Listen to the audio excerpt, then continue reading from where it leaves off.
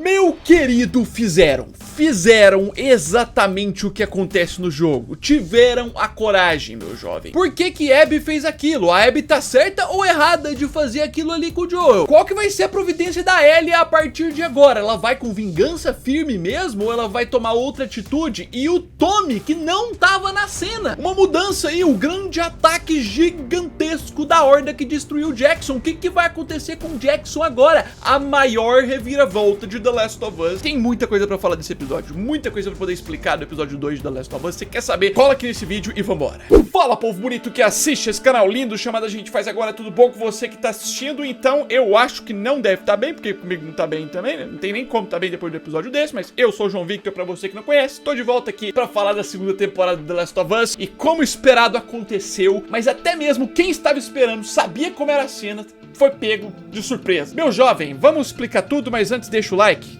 ajuda muito na divulgação, e se inscreva no canal, porque já vai ter vídeo de detalhes desse episódio, análise do trailer do próximo, que já tem uma outra mudança também pro episódio 3, e muito mais. Se não quer perder, vai ter muito vídeo agora. E vamos lá, que é o seguinte, temos aqui o episódio mais traumatizante da série The Last of Us até agora, como era de se esperar mesmo, mas principalmente que mostra que os produtores trabalharam muito e se dedicaram muito em retratar esse evento de morte do Joel pra surpreender até mesmo quem já assistiu, trazer pelo menos um elemento que surpreendesse quem já assistiu, porque eles sabem que é a maioria que já sabia. E sim, deu certo, funcionou e foi terrível, com elementos que são copia e cola do jogo. Por exemplo, diálogos, reações e até os takes da Ellie ali em relação a tudo isso, ao mesmo tempo que tem vários elementos novos que agregam não só nessa cena, como por exemplo, principalmente o ataque da Horda em Jackson, que é algo completamente novo pra série que não tem no jogo, que mostra eles entregando a promessa de trazer infectados de uma forma extremamente excessiva, e dá pra concordar com os críticos que tinham assistido de forma antecipada. É uma das melhores cenas de ataque de infectados que a gente já viu em TV, filmes e séries. Eu fico na dúvida em qual posição que tá, mas dentre as melhores essa cena com certeza tá. Então assim, é um episódio que traz um misto de emoções juntos, todos ao mesmo tempo, as principais emoções que você precisa numa produção pós-apocalíptica, que são ação e drama, eles trazem na maior intensidade possível aqui. Mas vamos falar ponto a ponto, com calma, porque é sinistro. A gente já tem o início do episódio já adiantando pra gente uma cena que a gente tem no jogo só na metade do segundo jogo, né? Essa aqui seria uma cena pra aparecer só na terceira temporada, só que ao mesmo tempo que parece que vão mostrar a cena inteira, ela também é diferente, que é a cena da Abby no momento lá que o Joel tinha acabado de salvar ele, tinha acabado de matar o doutor, tinha acabado de fugir. Como já tinha sido revelado antes, eles já adiantam essas cenas da Abby, adiantam a motivação dela, explicam tudo, porque na série é muito mais difícil você conseguir entender o lado da Abby do que no jogo. Se eles não fizessem isso agora, eles iam poder fazer isso só na terceira temporada, então quem não sabe da Abby ia ficar com essa personagem aleatória que matou o Joel sem saber de nada até a terceira temporada. E ainda assim vai ser muito difícil, já adianto, tá? Com a morte do Joel aqui, do jeito que foi feito e tal, vai ser muito difícil eles trazerem os fãs, a mente dos fãs pro lado da Abby, olhar pela perspectiva dela, porque é uma plataforma muito diferente. Mas vamos falar da cena aqui. A gente tem uma cena que se resume ao corredor, não mostra ela entrando na sala, encontrando o corpo do pai dela, igual mostra no jogo, mas tem essa edição aqui da Abby vendo outra versão da Abby, que se você não entendeu, essa cena aqui reflete literalmente o que a Abby está pensando no presente. Seria literalmente a Abby do presente lembrando do que ela viveu ali. Quando essa versão da Abby do presente aqui fala pra do passado não ir, não fazer isso, é literalmente a Abby do presente arrependida de ter seguido. Ela pensando, se eu pudesse avisar pra mim mesma não ter visto aquela cena, não ter me traumatizado com aquilo, eu teria feito. Tem outras funções também que a gente vai discutir mais pra frente, mas vamos seguir. Temos aqui mais um episódio com foco inicial na Abby e seu grupo, mostrando, dando mais espaço pra eles, com mais diálogos, mais construção, e com ângulos de imagem iguaizinhos os do jogo. Mas aqui eu preciso falar de um negócio. É a primeira vez que a gente vê a versão da Abby no presente em mais detalhes. No final do primeiro episódio a gente viu um pouquinho, mas aqui a gente consegue ver melhor. Apesar dela não ter os musculosões e tudo mais que foi a grande polêmica, a gente pelo menos precisa admitir que ela tá um pouco mais posturada e mais forte do que aquela versão do passado. Então deu pra entender que eles terem colocado aquela primeira aparição da Abby lá no primeiro episódio sem postura, com aquele corpo caído e tudo mais, foi foi justamente pra ressaltar como ela evoluiu anos depois. Ela não evoluiu a ponto de ficar com os brações e tudo mais, precisaria ter tomado suco pra isso, né, hormônio. No Apocalipse não vai ter isso. Não vou entrar em ponto de justificativa porque não fizeram, mas já que não fizeram, pelo menos a gente tem um visual dela um pouco mais posturada, evoluída e ameaçadora agora que passaram 5 anos nessa história. Apesar dela não ter os grandes músculos, pelo menos mostra ela mais preparada, né, nesse caráter militar. E assim, uma coisa interessante desse início de episódio, na verdade o episódio inteiro, né, é que eles dão muito mais espaço pra gente aprender mais sobre as frustrações e situações deles. Por exemplo, aqui, eles achando, né, comentando sobre o grupo, achando que era um grupo menor, com barraquinhas, eles assustados de ser uma grande cidade, a ponto de a maioria do grupo aqui já tá contra continuar. O próprio Owen mente pra Abby que ia elaborar um plano, quando na verdade era só pra quando ela voltasse ele falar, não, vamos embora, não dá não. E isso aqui também funciona como os produtores tentando humanizar esse grupo pra gente. Você vê que os membros do grupo não queriam fazer mal pra ninguém, não queriam fazer mal pra ninguém que não fosse o Joe. Ah, vamos concordar com o Joe, ok, mas mais ninguém machuca, só que a Abby já tava quase furando essa linha de machucar outras pessoas. Mas aí vamos pra Jackson, que a gente tem um clima de preparação diferente do que eu imaginava. Aqui tá todo mundo preparando pra guerra mesmo, pro combate. E isso aqui é tão interessante e agrega tanto pro universo dessa série, porque mostra mais como os infectados na série são muito mais ameaçadores do que no jogo, a ponto de que prepararam e não deu certo, não adiantou nada. A gente tá falando de uma série apocalíptica em que o mundo parou há muito tempo, então quando a gente vê uma comunidade como Jackson, por mais que eles estejam ali há anos recomeçando tudo, eles não vão ter a tecnologia suficiente pra garantir a segurança o tempo todo. Não é à toa que eles foram atacados pela Horda e eles perderam tudo que eles têm praticamente. Imagina você, depois de anos construindo algo, do nada, um piscar de olhos, perder tudo. Na vida real, é claro que você não precisa se preocupar com hordas infectados te atacando, mas você precisa se preocupar em proteger o que você tem. E um grande exemplo para proteger o que você tem, principalmente patrimônio, é com investimentos em ativos digitais que vão proteger o que é seu, principalmente de governos e empresas que querem tomar o que você tem. E a minha recomendação para você começar é por meio do mercado Bitcoin, o MB. Justamente porque o MB é a maior plataforma de investimentos em ativos digitais da América Latina, com mais de 4 milhões de clientes. Um deles sou eu, várias pessoas da minha família também usam. No caso, eles têm transparência e conformidade com o Banco Central, com as regras lá, o que é um diferencial. Nem todas as plataformas respeitam esses regulamentos. Isso é extremamente importante. Se você tem curiosidade sobre investimentos digitais, como por exemplo criptomoedas, e não sabe por onde começar, e quer entender o mercado para investir em ativos sérios, o melhor lugar para começar é por meio do MB. E para abrir sua conta é fácil, é só escanear o QR Code que tá aparecendo aí na tela, ou clicar no primeiro link que tá aparecendo aí embaixo na descrição. Demora menos de 5 minutos. Você pode começar lá tranquilamente investindo R$50 em qualquer ativo, e em até 7 dias você vai receber R$25 de crédito na sua conta. E essa é uma oportunidade exclusiva que está disponível por tempo limitado. Então, se eu fosse você, aproveitava, porque o mercado de criptomoedas é uma tendência na atualidade, e trabalhando com ele de forma séria, você pode conseguir muitos resultados. Então já escaneia o QR Code que está aparecendo na tela, ou clica no primeiro link na descrição e se junte ao MB.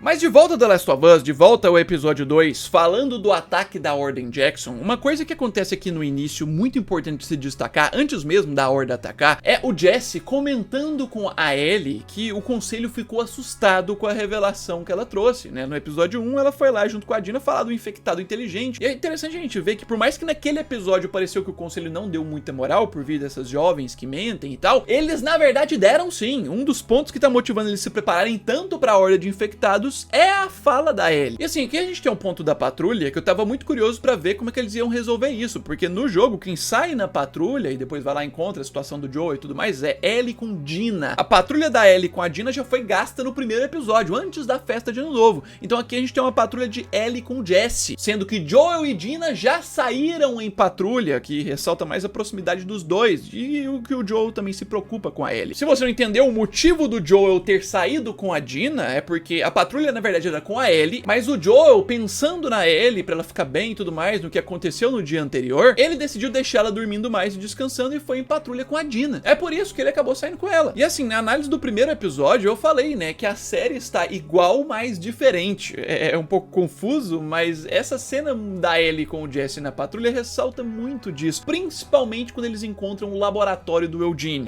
Que é o laboratório, podemos dizer, de ervas, aqui, né, que você sabe muito bem do que se trata. Apesar apesar de não ser a patrulha da Ellie com a Dina igual no jogo, eles não abriram mão de mostrar esse local e dar um background maior pra história do Eugene, que pra você que não se lembra, o Eugene é o marido da Gale, a terapeuta que o Joel vai lá consultar no primeiro episódio. E se ainda tinha alguém em dúvida sobre toda a situação que vai ser revelada mais pra frente, aqui ficou extremamente claro. Quando eles encontram um laboratório lá, o Jesse vai explicar um pouquinho mais sobre o Eugene pra Ellie, fala que conhecia ele e fala que ele era um ex-vagalume. E ainda relembra toda a situação, né? Pesado isso, né? O Joel ter que ter matado ele, mas não tinha opção. Filho, é só se ligar os pontinhos. O grande ponto que o Joel mentiu na primeira temporada pra Ellie foi sobre o hospital dos vagalumes. No caso, tinha um cara que era ex-vagalume que vivia dentro ali de Jackson, que o Joel acabou matando porque não tinha opção. Tá extremamente claro que o Joel, na verdade, matou esse cara como execução pra ele não contar o que aconteceu no hospital. Que esse cara tinha informação e ia ameaçar a mentira dele. E o Joel inventou, provavelmente o cara foi mordido e ele que teve que finalizar. É isso. Isso muito provavelmente vai ser revelado num dos próximos episódios por meio de flashback, porque tem a cena no trailer ainda. Mas aí eu tenho que falar desse incremento aqui, principalmente pro público que gosta de produção de zumbi. Apesar dos infectados de Last of Us não serem zumbis, aqui foi uma referência total, isso aqui foi cinema. A Abby caindo nesse vale com os infectados congelados, é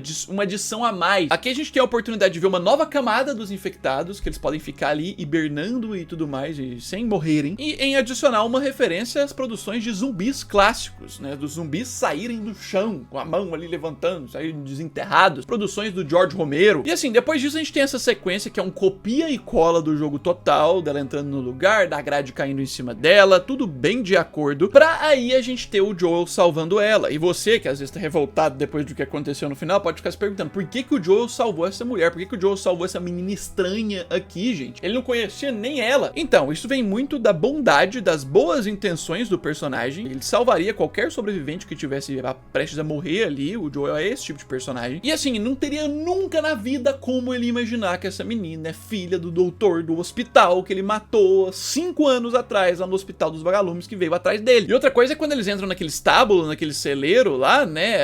É o momento que é a Dina que entrega o nome pra Abby. No jogo é o Tommy. E antes que você fique com raiva da Dina, também não teria como saber. Mas assim, ao mesmo tempo, aqui vale pensar um negócio. Você não sai entregando o nome de companheiro pra outra pessoa de graça, assim não. Você tem que ter uma cautela maior. Apesar da Dina não ter culpa, ela foi juvenil na lição de sobrevivência, tá? E como eu disse, na cena tem muito ponto extra. E uma questão adicional que é muito legal de ressaltar é que nesse momento aqui, a Abby já ia matar o Joel. Ela ia matar o Joel ali mesmo. Na hora que ela descobre o nome, ela já tava pronta pra poder pegar a arma dela e acabar com o cara. Só que ela não faz isso porque ela percebe que ela tá em desvantagem. O Joel tava armado com um revólver e ela poderia não ter chance, ela poderia morrer. É por isso que ela não mata o Joel aqui, senão ela já tinha resolvido aqui rapidão e fugido. E assim, aqui começa a construção da explicação do porquê os infectados acabaram atacando Jackson, que em diversos pontos a gente acaba sendo levado a colocar a culpa em alguém. Ah, é culpa da Ellie. Ah, é culpa do cara que quebrou aquele primeiro cano lá na cidade. Ah, é culpa da Abby que caiu naquele lugar e atraiu um monte de horda. É uma somatória de fatores. No geral, a melhor explicação do porquê a horda acabou atacando Jackson é, primeiro, a horda estava passando próxima da região de Jackson, tá? Porque pro fungo conectar e chamar os outros infectados não é no mundo inteiro. Existe uma área que o fungo vai cobrir e as raízes vão conectar e chamar os outros, igual foi mostrado na primeira temporada. Primeiro, tinha uma horda próxima de Jackson, que era essa horda que estava seguindo Joel, Abby e Dina. Segundo, a gente tem o ponto das hifas, né? As raízes aí do Cordyceps que estavam infiltradas ali nas raízes que entraram no encanamento de Jackson. Aí sim, o momento que o cara quebra ali, chama a atenção das raízes, as raízes se comunicam. E com isso, pelo fato da horda de infectados estar passando numa região próxima, que essas hifas vão dar sinal, aparentemente, esse fato faz com que as hordas se juntem ali e eles simplesmente sejam direcionados pra Jackson. Literalmente, nessa cena, quando os infectados, a horda gigante tá perseguindo eles e todos desviam a rota, é porque eles receberam a informação do fungo que tinha muito mais comida, muito mais pessoas a serem infectadas, porque o objetivo do Cordyceps não é comida, né? Os infectados de The Last of Us, o objetivo principal é infectar, aí vem os outros secundários depois. O motivo dessa horda mudar de direção é porque eles receberam a informação que no outro lado tinha muito mais pessoas pra eles infectarem do que só aquelas 3. Essa é a melhor explicação do porquê a horda acabou atacando Jackson. Uma somatória de fatores, o grande azar deles. E a gente tem essa cena desses infectados chegando, que primeiro, você vê aqui de cara vendo essa cena que é uma produção da HBO. Você consegue ver o selo de qualidade da HBO nesse tipo de cena. Ao mesmo tempo, você compara com grandes batalhas na pegada Game of Thrones e ao mesmo tempo, uma coisa que me veio na cabeça na hora agora vendo esses infectados amontoando no muro foi Guerra Mundial Z, aquele filme. Os zumbis infectados lá amontoando no muro lá de Israel, no filme, filho. Qualidade técnica perfeita, sensacional, os efeitos, as explosões, muito bom. E sim, se teve um episódio que mostrou pra gente que os infectados da série são infinitamente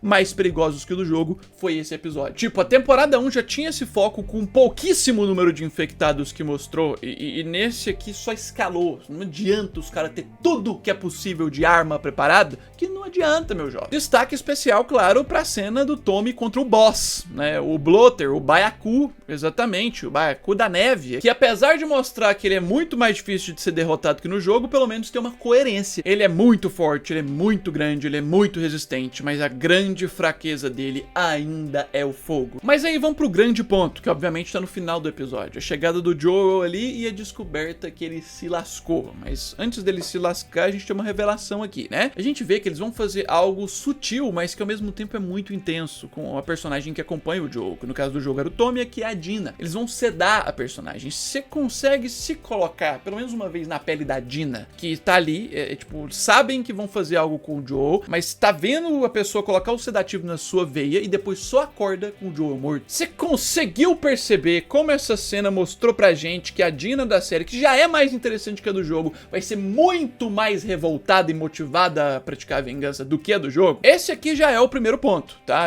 Que agregou nessa cena. E assim, eu gostei da cena ser mais ampla, mais intensa. O espaço que eles dão pra Abby conversar com o Joel é muito maior do que no jogo, a ponto dela deixar ele totalmente convicto do que tá acontecendo ali e por que ela tá ali. No jogo, o Joel morre quase que no escuro, sem entender muita coisa, tem que entender muito pouca coisa ali. Aqui não, o Joel sabe o porquê que ele tá prestes a ser morto. E assim, eu acredito que isso aqui funciona pra série, porque já que decidiram trazer mais da Abby logo no início, pra explicar a motivação dela e a pessoa não ter que esperar só até a terceira temporada, realmente precisava ser assim aqui. Isso aqui até agrega mais pra cena. A proposta na série não é ser aquela sobrevivente aleatória que mata e você fica sem saber quem que é e por que matou. Já que não tem como fazer isso aqui na série, eles aproveitam toda a intensidade possível de camadas até pra mostrar pro Joel tudo antes dele morrer. E é muito bom que mesmo com essas diferenças, eles ainda não poupam alguns dos momentos iguais e que tem mais impacto do jogo. Por exemplo, a Abby dando tiro de shotgun nas pernas do Joel. E eu digo pra você, apesar da Caitlyn Dever não ter os brações e tudo mais, esse seria o único defeito, a única coisa que falta, porque de resto ela é perfeita pra Abby. A atuação dela, a forma como ela entrega isso de forma visceral é muito forte. Só que aí, indo pra parte que a Ellie chega, eles tornam essa cena muito pior pra Ellie na série do que no jogo, porque aqui a gente tem a Ellie sozinha, desacompanhada. Ninguém ao lado pra sofrer junto com ela. Óbvio, depois a Dina vai acordar e o Jesse vai chegar, mas aqui ela tá completamente sozinha. Ela vai ter que carregar o peso sozinha de ter visto toda esta cena sozinha. E assim, eu concordo que a Bella Ramsey não parece nada com a Ellie do jogo fisicamente, é muito diferente, mas a gente precisa virar essa página e entender que a atuação dela é igual. Se você não acha nas outras cenas, pelo menos nessa é completamente igual. Os takes, a direção da cena, os diálogos dela, entregou muito bem, com certeza vai concorrer a alguma premiação, que é o principal objetivo de um estúdio desse quando produz uma série dessa. Mas é claro, não tem como nem mostrar muito da cena, né, do momento quando a Abby mata o Joel. A gente tem aquela diferença dela cravando o negócio, vou falar disso, mas antes eu preciso falar, não tem como muito a gente comparar com a sensação do jogo, porque eu acho que é literalmente impossível pra alguém comparar qual que foi mais intensa, porque uma vez que você tá assistindo a série e você já veio do jogo sabendo o que acontece, não tem como você ter o mesmo impacto pra poder ter noção qual que teve um impacto maior. Então aqui você já tá sabendo, então a comparação já vai ser injusta. E quem assistiu aqui primeiro e depois vai ver no jogo é a mesma coisa, porque já vai saber também. Então eu digo que pelo menos o nível de impacto do jogo é parecido e tem o ponto, o incremento da surpresa. A cena, apesar de ser muito igual, pega de surpresa até quem veio do jogo já sabendo. Que é o ponto da Abby aqui não estourar o Joel com um taco de golfe até ele parar de ter reação, tipo Negan em The Walking Dead. Não, aqui ela só dá uma cravada seca com o taco quebrado, tipo a lâmina. Só crava seco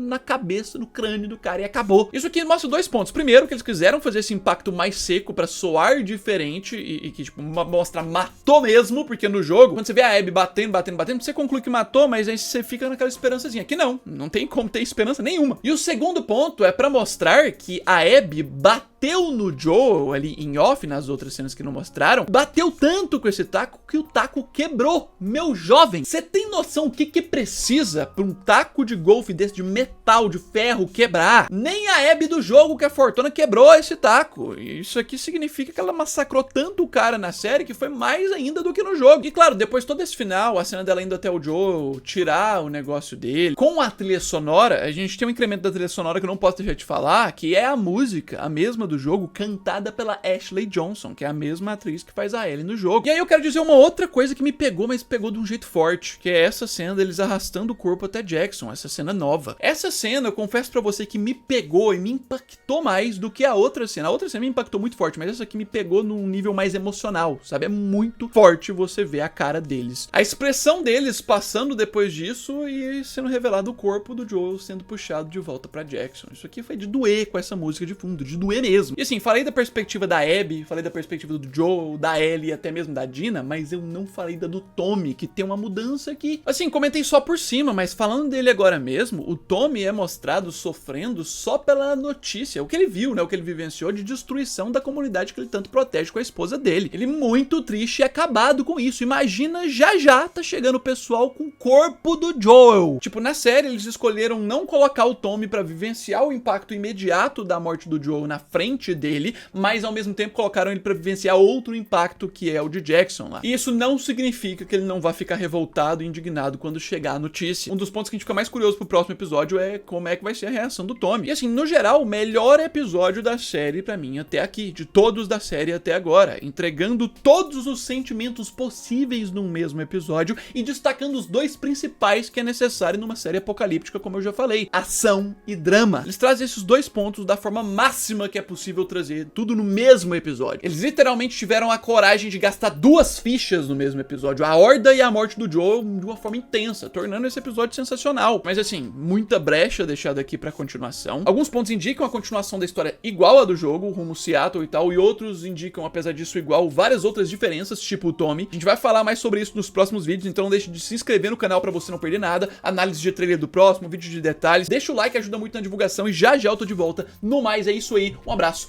fui!